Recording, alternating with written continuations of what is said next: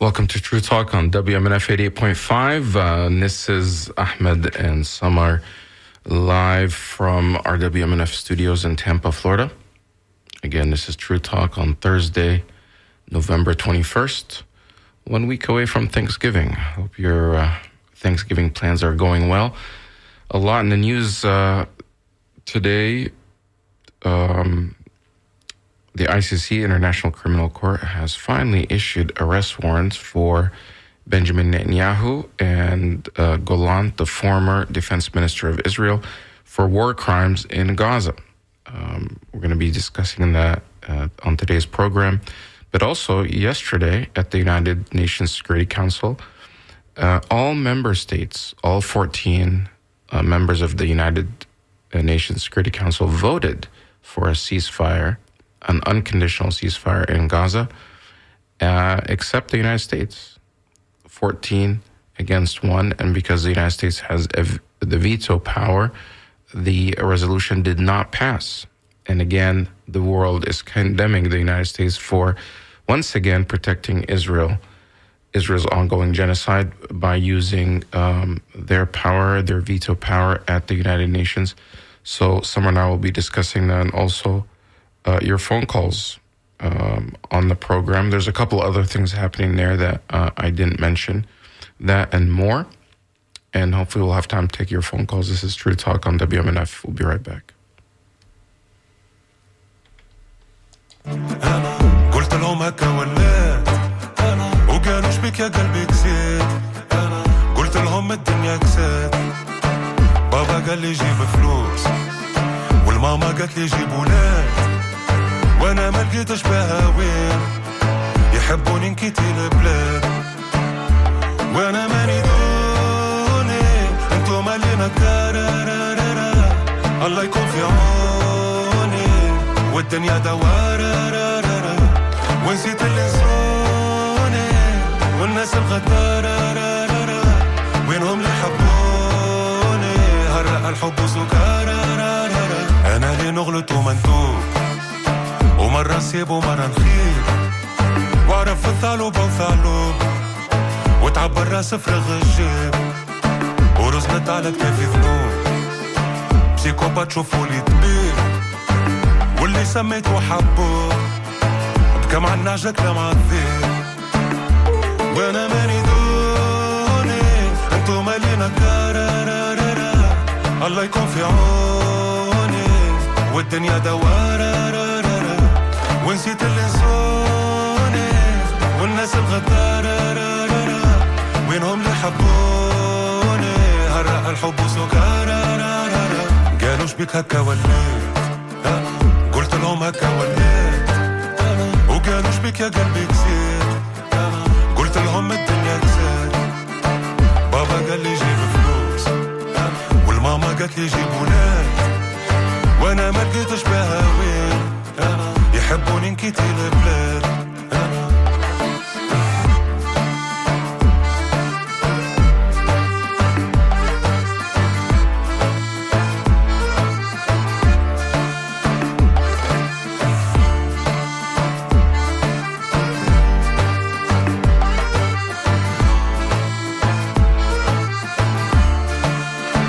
وقالوا ليش بيك بديت قلت لهم هي اللي بطات دوايا شي خلطة وما بريت شارب دجلة والفورات وزدت تشرب في المحيط وصحة للناس اللي صحات كي مشيت بالليا بوسط الحيط ومن غلطة ولا تغلط. Welcome back to True Talk on WMNF, and we're live from our studios in Tampa, Florida at WMNF. Since October 7th, Samar and I on the show have been talking about the ongoing genocide in Gaza, and every day there are new developments. Probably as we speak, the press conference, the daily briefings at the Department of State is taking place. We're wondering, at least I'm wondering, their reaction to the newly issued arrest warrants by the International Criminal Court, issuing arrest warrants for Benjamin Netanyahu, as well as former Defense Minister Gallant, for their role in the ongoing genocide in Gaza.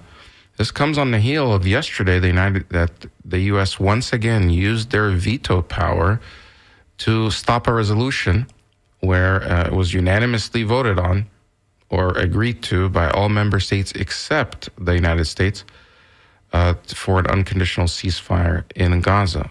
The U.S. saying that the ceasefire needs to include the language of the release of the hostages, and it can't be unconditional.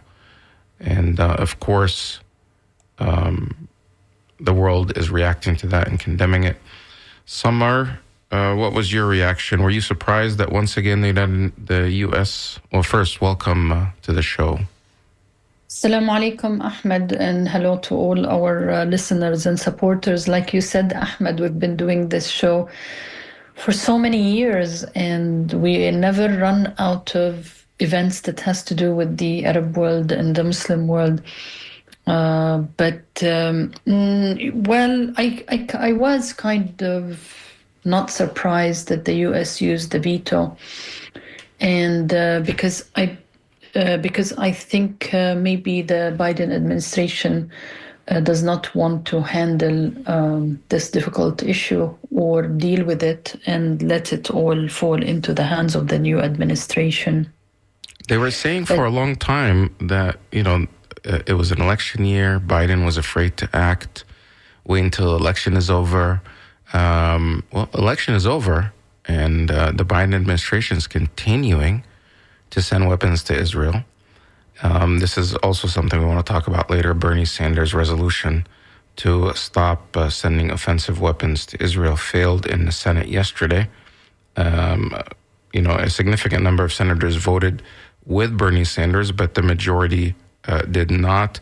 So they're still sending weapons to Israel, offensive weapons.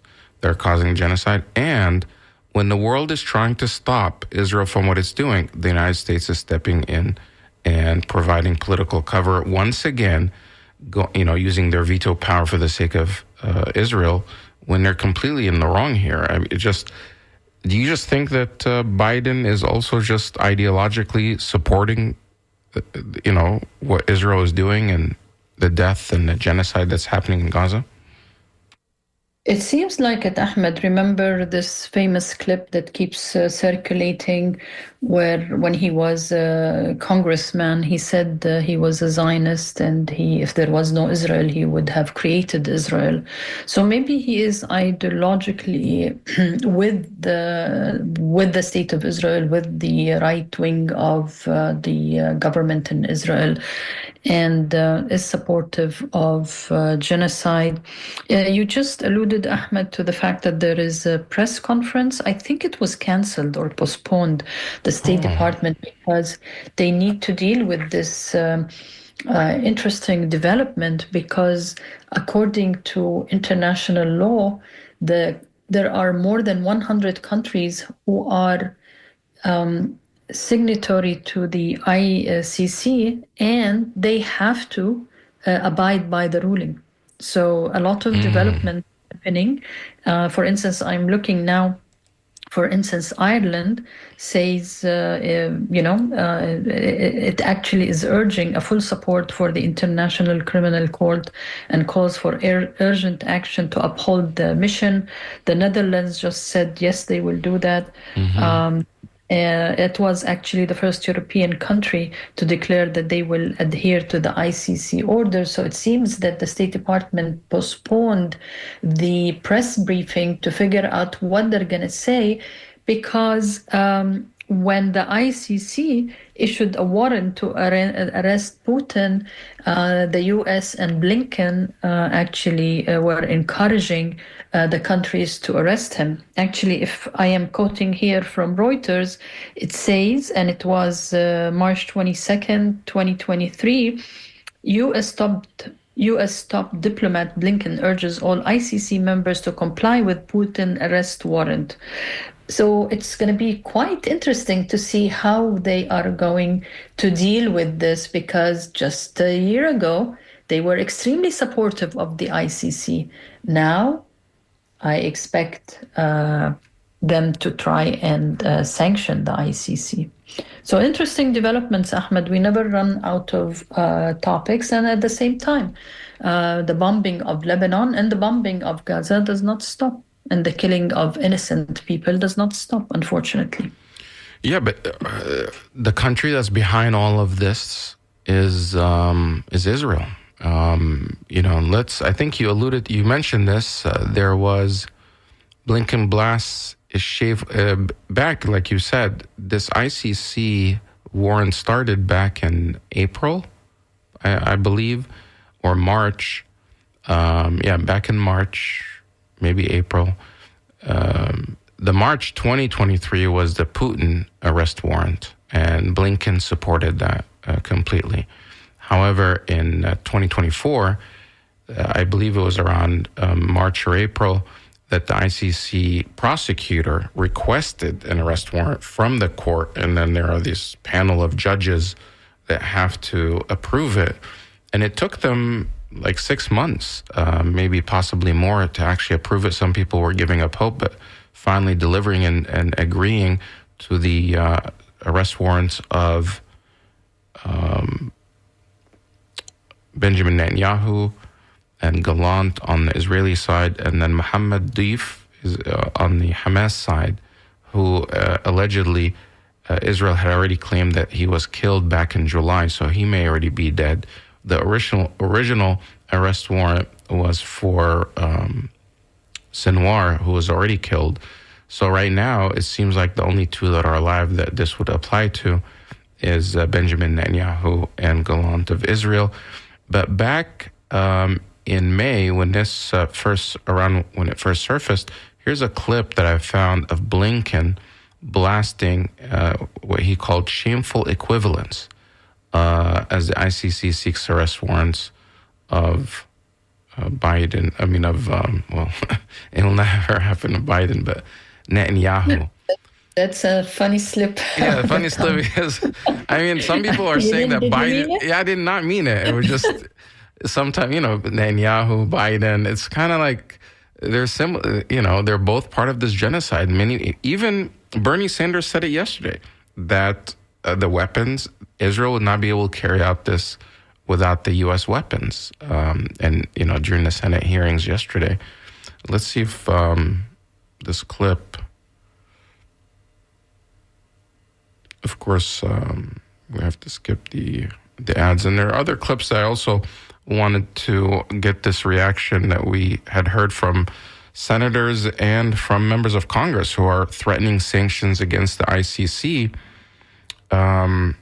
who basically are saying that they want to sanction them. But here's... And punish the members, the judges. Right. ICC prosecutor yesterday. The shameful equivalence implied between Hamas and the leadership of Israel. We'll be happy to work with Congress, with this committee, on an appropriate response. So this was back, the Biden administration condemns the ICC request for arrest warrants because they're simply saying, well, it's shameful to even equate, Netanyahu and Gallant to Sinwar, who's on the Hamas side. But if they don't look at the equivalence. The law is the law. If you're carrying out crimes against humanity, if you're killing civilians, if you're carrying out a genocide, an ethnic cleansing, the law, it's not like you have a different law for the Palestinians or, a specific law for the Israelis. And I think this was mentioned yesterday during the United Nations Security Council hearing, where the Palestinian ambassador to the United Nations said, is it that, and he's questioning rhetorically, is there a specific law just for Israel and then a law for the rest of us, or a law for the Palestinians? Are there two different laws that exist? Because it seems like it to the rest of the world that Israel can just get away with,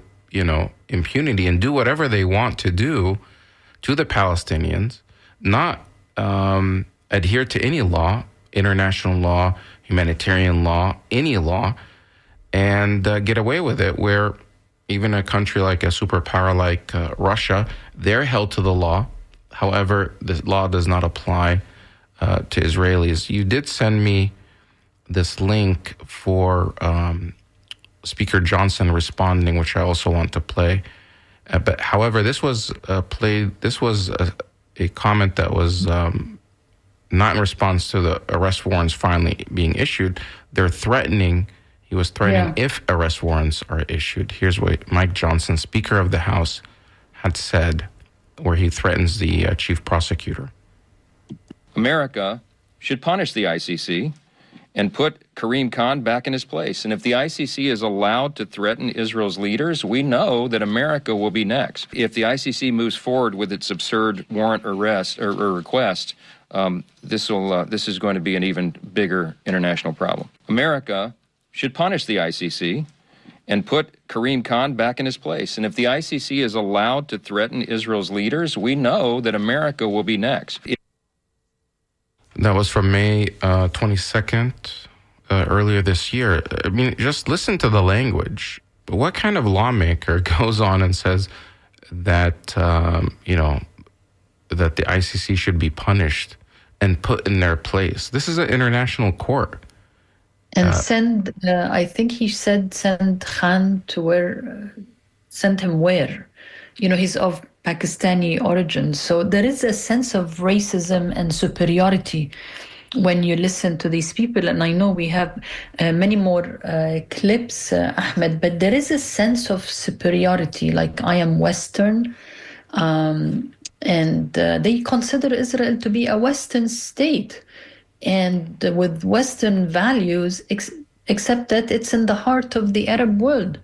So is it indigenous to the area or not? Because if you go, Ahmed, on Twitter or X now, you will find that it's exploding with all sorts of people commentating. And one of the comments that keeps coming up is, for the first time, a Western state is being pursued, or a Western leader is being pursued, and people are telling them, oh, so you are Western, Israel is Western. What is it doing in the heart of the East?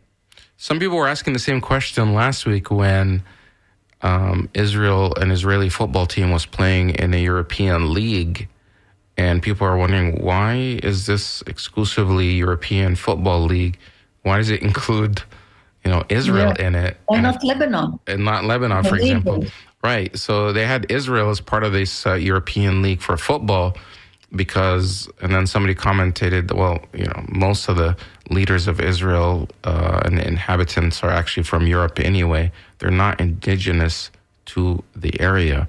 And it may sound weird and funny for our listeners to actually hear that, but study the history of the modern state of Israel, or the state of Israel, because it did not exist before 1948, and where the people came from. They came from Europe, from Russia, from Poland, from Germany. That's where those individuals came from. Later on, of course, others migrated there, but the majority came from Europe, and they eventually changed their name to Hebrewized, I think that's how you pronounce it, but to change their names from Eastern European names to be more indigenous, converting them to Hebrew-sounding names. But here's Lindsey Graham, Senator Lindsey Graham. Again, this is another clip where he actually made this comment about the ICC, the International Criminal Court, before the actual arrest warrants were issued, but again, threatening with sanctions. This is Senator Lindsey Graham. If they'll do this to Israel, we're next. This group tried to come after our soldiers. They tried to come after our soldiers in Afghanistan, but reason prevailed. So at the end of the day here, what I hope to happen is that we level sanctions against the ICC for this outrage to not only help our friends in Israel, but protect ourselves over time. They have destroyed the notion of complementarity. They have misled people in the United States Senate about their intention, and they shall and will pay a price. Ms. Secretary, I appreciate what you've said. It is now time for us to act. If they'll do that.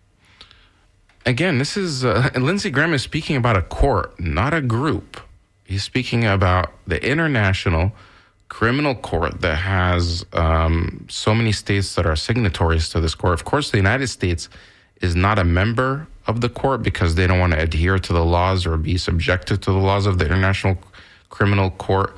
However, they use it or push or lobby it when it's convenient to go after states that the United States, has a problem with. For example, Russia, or it was used against Sudan. But historically, like you said, the court has in the past been used against the global South, leaders or criminals in the global South. Rarely, if it's never been actually used against a Western state. And people were saying, well, what's the purpose of this?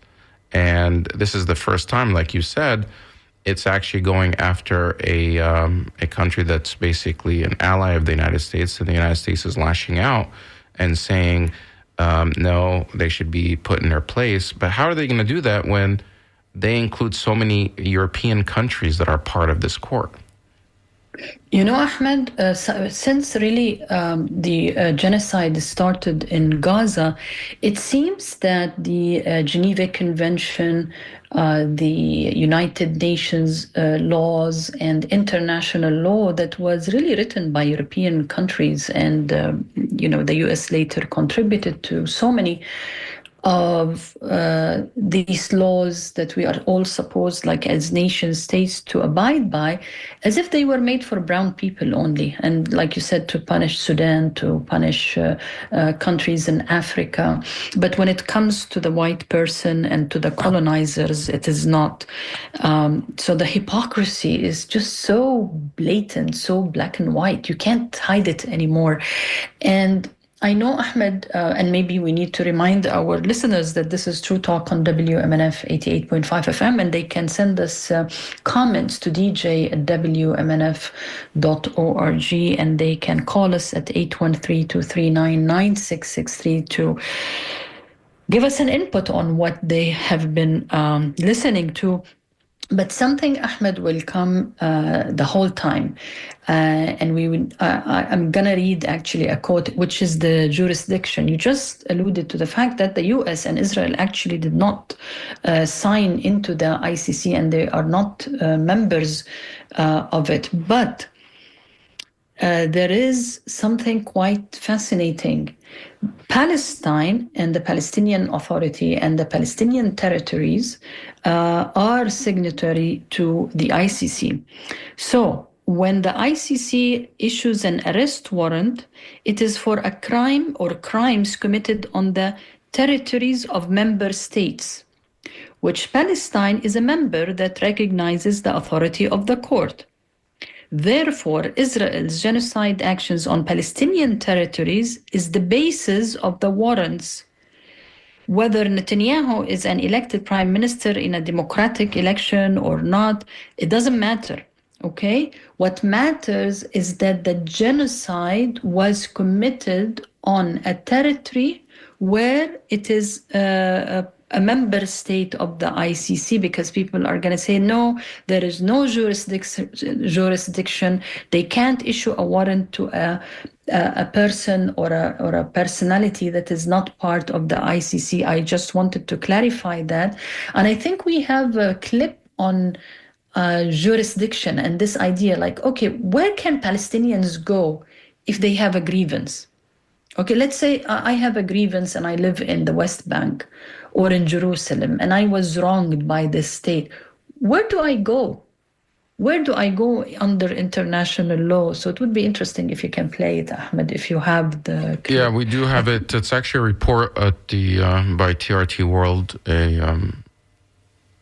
What is the ICC? No, not this one. It's a clip by the State Department. Well, that was basically an argument where the U.S. says they don't have jurisdiction. The ICC has no jurisdiction over that area, and somebody else, well, who does? And he says, we do, and it was back and forth. Okay, it's a short clip. Let me play it. Who does have jurisdiction here? So the government of Israel has jurisdiction over the occupied territory. We have jurisdiction over Gaza, which is not entirely occupied. They have jurisdiction into looking at the actions by their military personnel. Okay, so the Palestinians, if they have a complaint, they have to bring it to Israeli courts. We have jurisdiction, and we have with the use of our equipment. I'm sorry. How do you have jurisdiction? With the use of our military equipment that we have provided. How do you have jurisdiction? If you look at the Leahy law, if you look at that's not jurisdiction in a criminal process. That's not in a criminal process, but it has to do with the determinations that we make and the policies that flow but from that's it. not So, but Matt, long term, you were right that we want to see. You used to work for DOJ, Matt. You were on. There's no U.S. does not have jurisdiction. There are different. I wasn't referring to criminal jurisdiction, Matt. There are different ways to look at this. Long term, we agree with you that the Palestinian people should be a state that has and have the ability to make these determinations. But that's not where we are today. That's where we're trying to get to. You were fine with the ICC going after. Go ahead, Samar. Who does have jurisdiction here? So the government of Israel has. So that was a clip with the spokesperson of Matthew Miller, who is the spokesman for the U.S. Department of State, being questioned by a reporter who has jurisdiction, because he was saying that the ICC, the International Criminal Court, has no jurisdiction over what's happening in Gaza. And he was questioned, well, who has jurisdiction? And Matthew Miller gave some contradicting responses, that Israel has jurisdiction on one hand, but then again, Israel's not supposed to be occupying or has jurisdiction. They've always claimed that they withdrew from Gaza, so how do they have jurisdiction there? And if you're a Palestinian being attacked and committed, genocide is being committed against you in Gaza by the Israelis, are you supposed to go and file a grievance and relief from Israel, the party that you're alleging is carrying out the genocide? Or is there a third party? The ICC, they believe, is that proper jurisdiction. The ICC agreed, according to their charter, that because Palestine is a member state and they're the ones that are being attacked, they filed this complaint and they agreed with them. They did the investigation. This is the International Independent Committee. And if anything, this International Criminal Court has always sided with Western states. So things have to be so bad, the crimes have to be so overall, and the evidence has to be overwhelming for them to take the step. So for people that are denying that Israel's carrying out war crimes in Gaza, this is further proof. Every single international body who basically is somewhat biased historically towards European states and Western states has sided with the Palestinians and has said that there's genocide happening, including the International Court of Justice, the ICJ, which said that genocide it's plausible that genocide is taking place, and they ordered Israel to stop. Of course, their full ruling hasn't been issued yet, but everything so far has alluded to that, yes, they do believe genocide is taking place. The only, one of the main nations that's blocking this is the United States. And of course, Germany is also there, which it's kind of ironic that Germany, again, they're on the side of history. It seems like they just keep getting it wrong.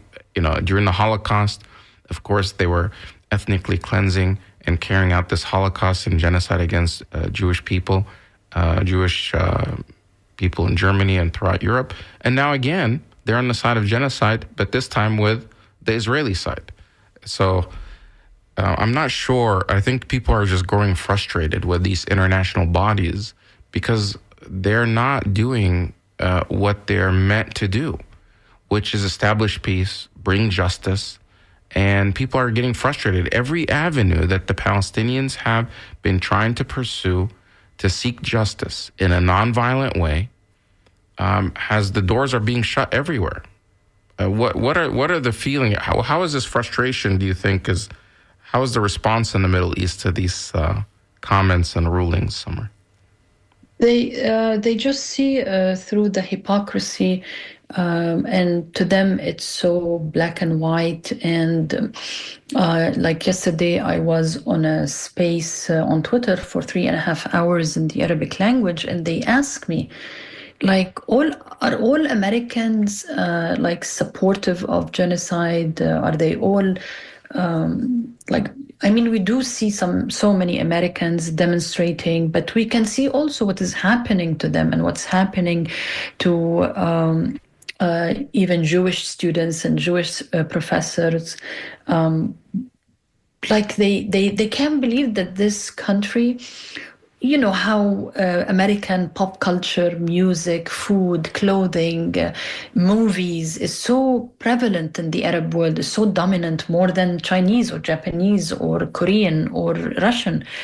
And they see a disconnect between how the White House, how foreign policy is implemented, and how they see this culture that they like and that is such a soft power that they really like, but they can't understand what is going on. Why can't the American people change this foreign policy? And I try to explain to them, Ahmed, but they unfortunately, what they say is that they no longer want to visit this country. They no longer want this food. They no longer want to watch these movies. They no longer, even yesterday, one suggested we need to really even abandon the social media. And I told them no, because we need to be, our voices and our photos and everything we do we have to remain on these platforms. But Ahmed, I want to read to you this Tom Cotton,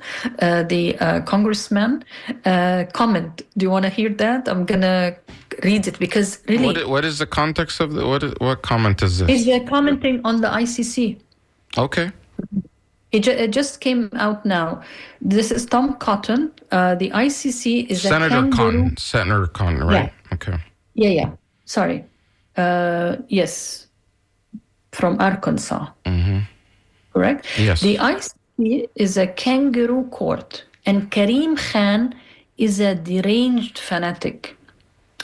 Woe to him and anyone who tries to enforce these outlaw warrants. Let me give them all a friendly reminder.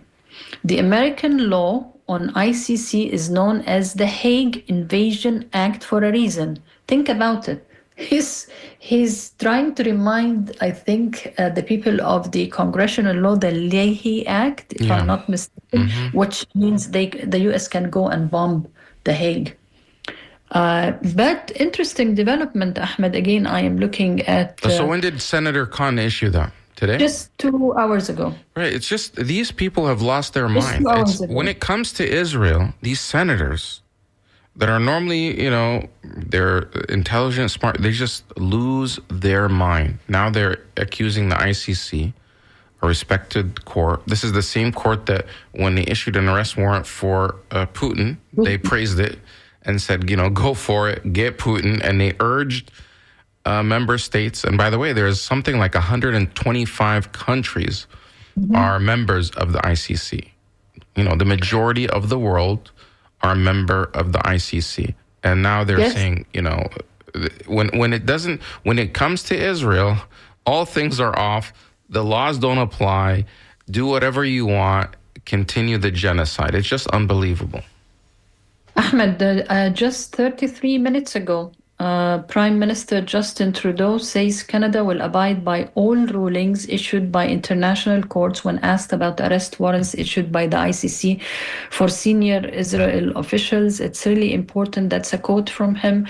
It's really important that everyone abide by international law. We stand up for international law. We will abide by all the regulations and rulings of the international courts. So this is our neighbor, Canada.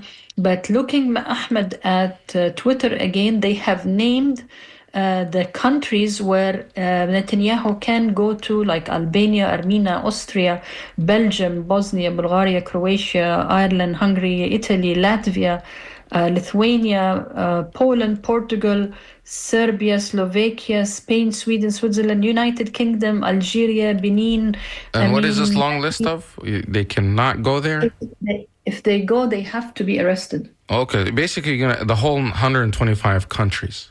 124, actually. 124. And I think... Uruguay, Trinidad. Are you going to read the whole list? No. But because it's just fascinating. Because people don't know these things, Ahmed. Our media will not talk about these things and will not elaborate on Basically, it's so much of the world, especially Europe. But I think, if I'm not wrong, they also cannot fly through their airspace. They won't have permission possibly to fly through their airspace. That we have yet to see that. So in order, for example, to fly to the United States, where they would be allowed to land here. I don't know how they can get around that if they can't fly through all these countries to get to the United States. They will go from the Mediterranean, from Ben Gurion Airport on the Mediterranean, and then avoid Spain and Morocco. Well, Morocco will not apply. No, they will not. They will fly on top of the Mediterranean, not right. But there's that small space. What is that area called between Spain and Morocco? It's very narrow area, so they'd have to really squeeze through there, basically limiting, kind of isolating Benjamin Netanyahu, limiting his movements and where he can go.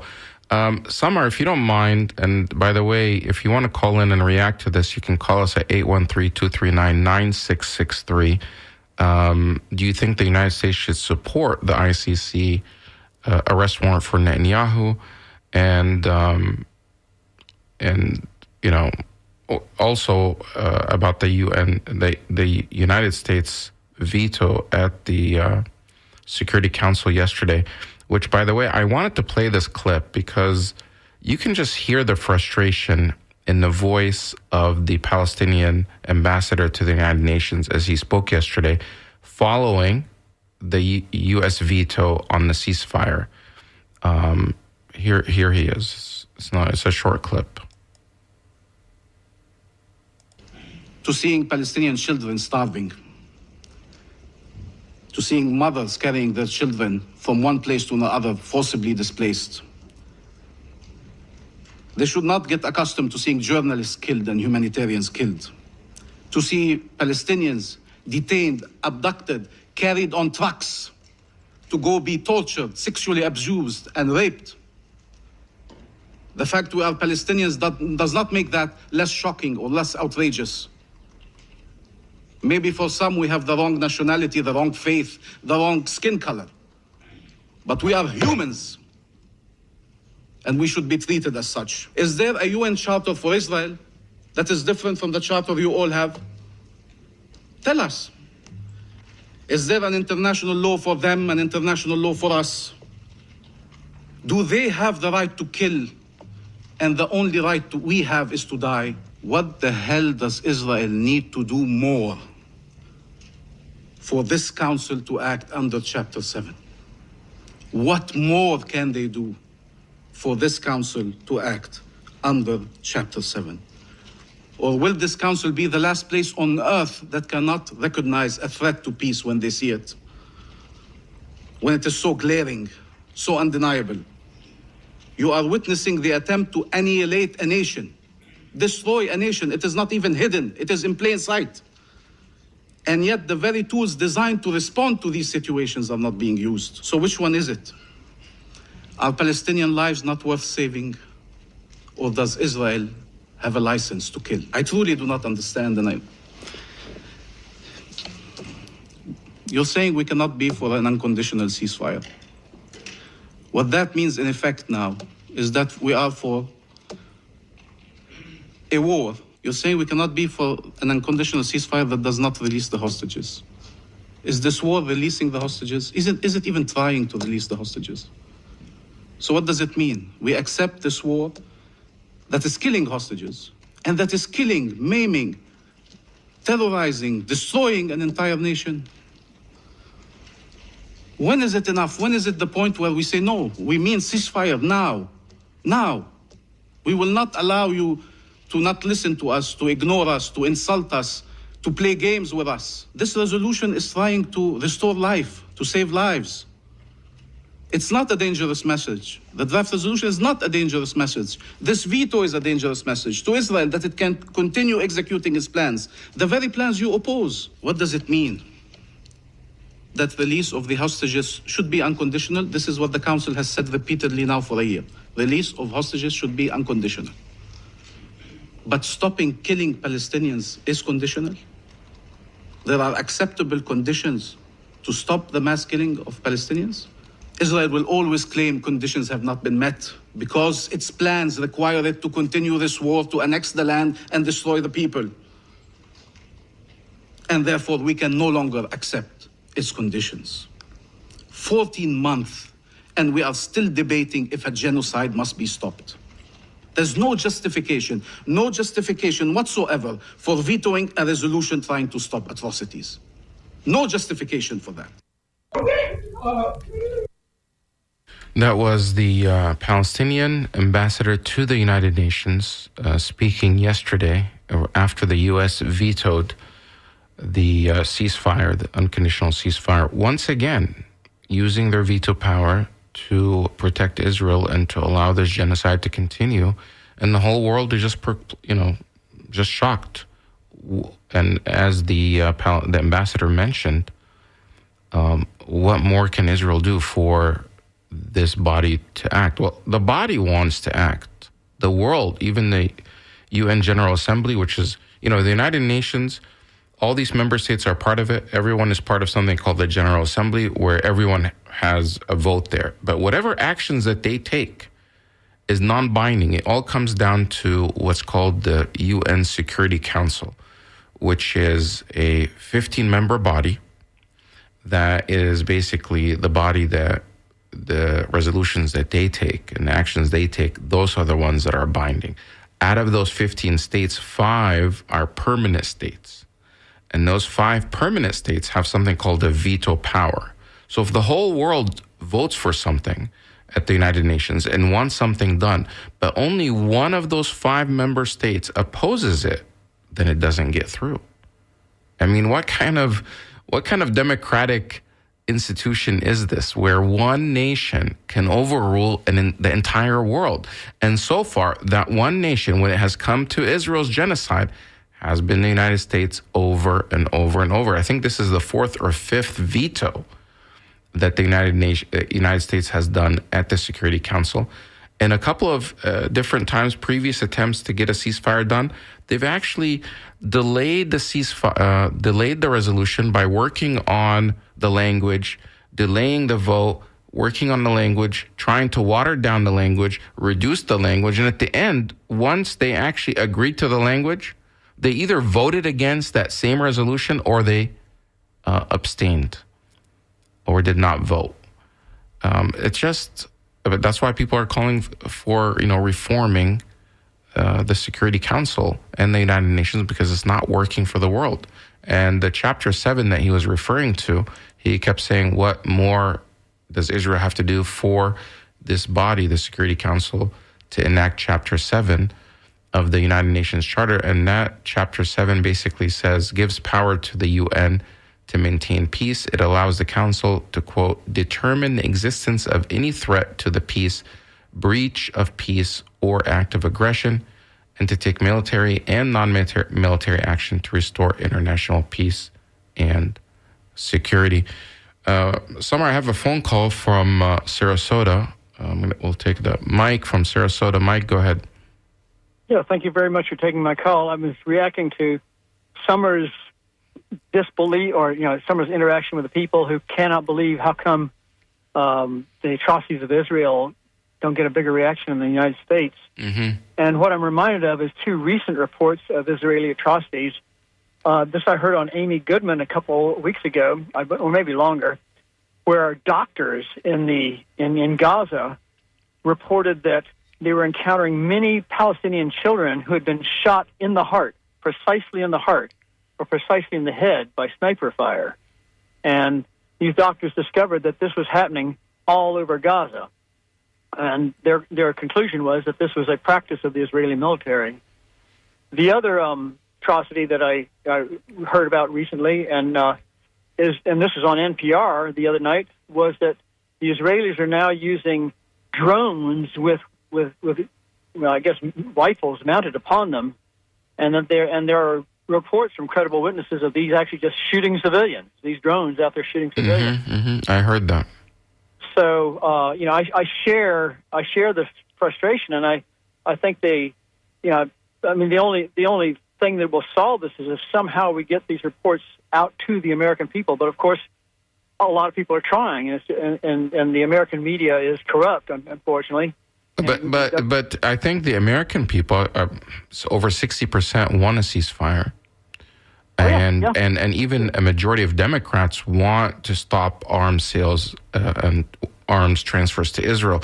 Why do you think that the Biden administration, which should be more, less hawkish on these wars, why are they continuing to provide political cover for this genocide? Well, I would go back to the words of Reinhold Niebuhr, who is an eminent theologian, and what he once said was that there are many great political systems in the world that have been proposed, but they all will eventually fall victim to corruption. And in terms of the Biden administration, there's too much money flowing to, or has flowed traditionally to them from AIPAC and the Jewish lobby, and they are afraid. They are actually afraid to stand up against all that money. Okay, but now he's out of he's not going to run again. Why can't he do the right thing? Well, what does he have to lose? Well, I mean, again, remember when Kamala Harris was running, she didn't dare take on the Israeli lobby either. She would say things, but she wasn't really proposing anything like cutting off arms or anything like that. Now, let me say this. I want to end with a hopeful note, which is that, as I think it was yesterday, 18 out of, I think it was maybe 50 or 51 Democratic senators voted with Bernie Sanders to cut off aid to Israel. So there is some hope. I saw that. It's not all doom and gloom. Well, that number has to increase. Of course, they're going to come under attack by AIPAC, and they're trying to misconstrue things as far as what this vote means. And again, playing the victim, that somehow Israel is a victim of what's happening there. Samar, what do you have to say to what he said? I thank him and really thank him for, standing and calling what is going on as atrocities, because the language is so important. It's very rare to hear these words attributed to what Israel is doing, like the word genocide and the word starving people or killing them. And actually now 15 women and children have been sent to a hospital in Gaza. I'm reading the news because the Israeli soldiers left poisoned food cans in the area. I mean, the systematic killing of the Palestinians is happening in Gaza, not only through drones and bombing, that's what is visible and can be seen, but lack of water, lack of food, lack of medical care.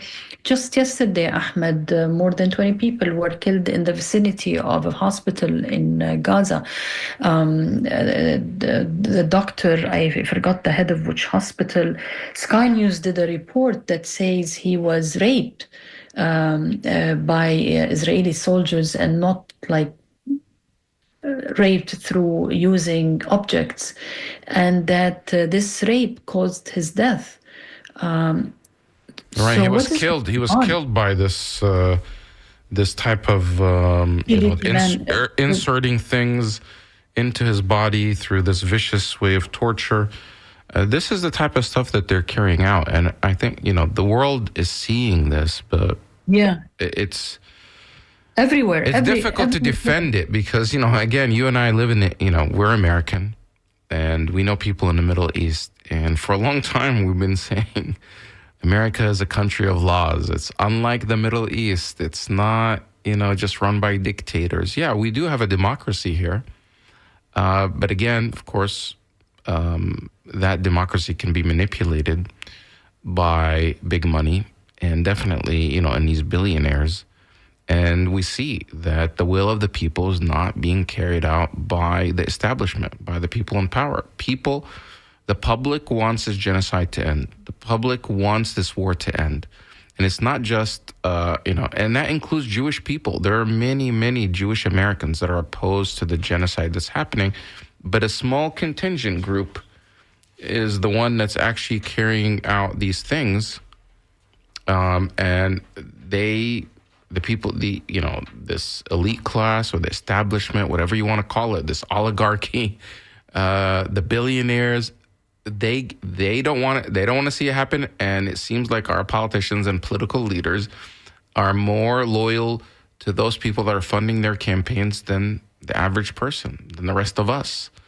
And this is the problem when you have things like this court ruling called Citizens United that allowed so much money, unlimited amounts of money to be into politics, that corporations can spend unlimited sums of money, and now you have these super PACs. It's so difficult to compete against that when you're the people. Unless everybody unites together to take them on, it's very difficult to stop it, and that's what we're left with right now. Our democracy, I believe, is, there are problems with it. And I think that was one of the reasons why so many people chose Donald Trump this time around, because they saw him, whether it's true or not, that's what they perceived him, and that's the way he pitched himself, is that he's anti-establishment. He's against Washington. He's not one of them. He wants to break the system. He wants to, abolish these different institutions. And some people felt like the American democracy and the American system is not working for them, because no matter what they do, life is not getting better for them domestically.